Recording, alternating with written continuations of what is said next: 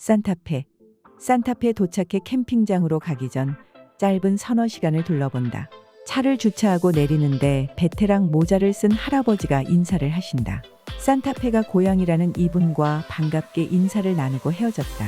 즐거운 로드트립과 안녕을 빌어주셔서 시작이 좋았다. 산타페는 뉴멕시코의 주도이자 가장 오래된 도시다. 눈에 띄는 것은 모든 건축물이 특별히 어도비 양식으로 지어진 것이다.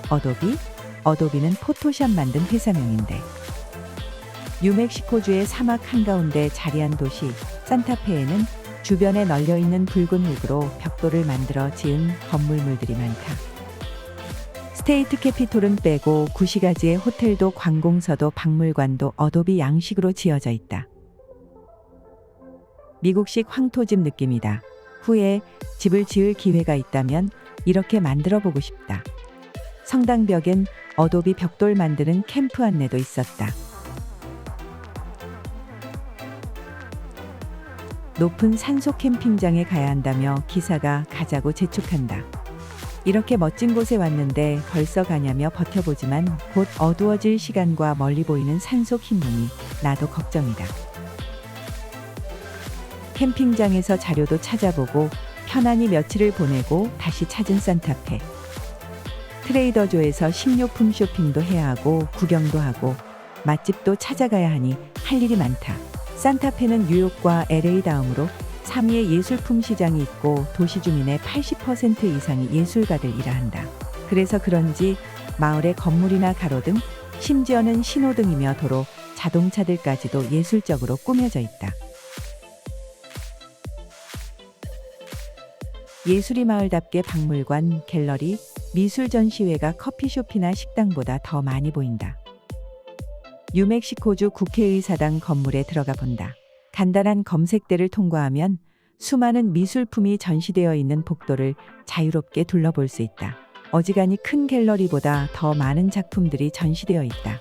의사당 본회의장도 구경한다.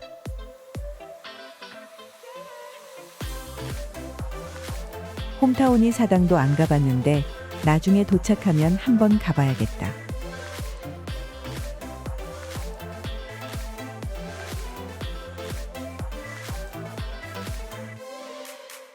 보고 싶은 것은 항상 많지만 언제나처럼 시간은 짧다.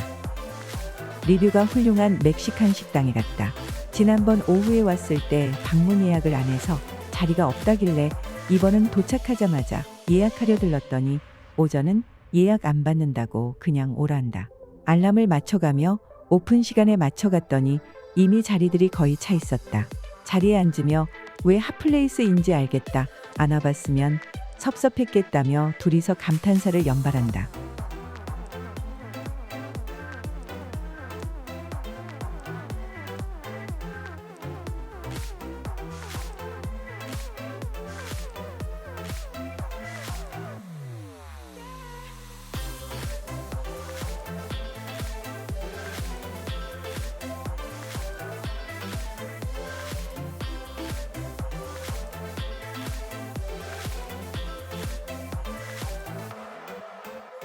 산타페의 성 프란시스 대성당.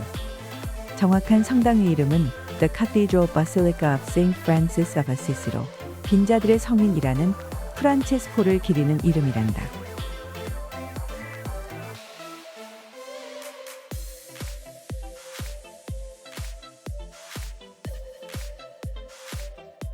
로레토 채플의 기저귀 계단은 개인 소유라 입장료가 $5였다. 미국에서 가장 오래된 산 미구엘 성당이다. 멋진 모습에 시간 가는 줄 모르는데 어디선가 익숙한 한국말이 들린다. 콜로라도에서 어린 남매를 데리고 가족여행 오신 분들이었다. 오랜만에 만난 한국분들과 반갑게 인사를 나눈다.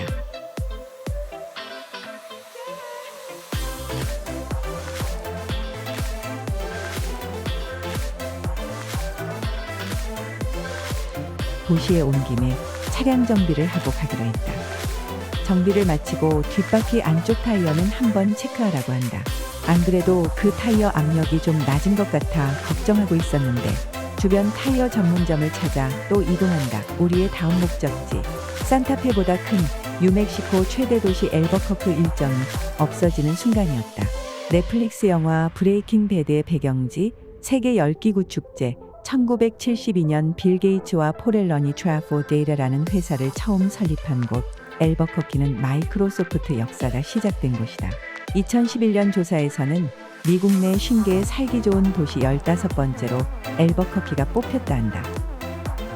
우리는 이런 곳의 존재도 모르다가 뉴멕시코에 와서야 알게 되었다. 아무튼 준비한 계획은 꼬였다.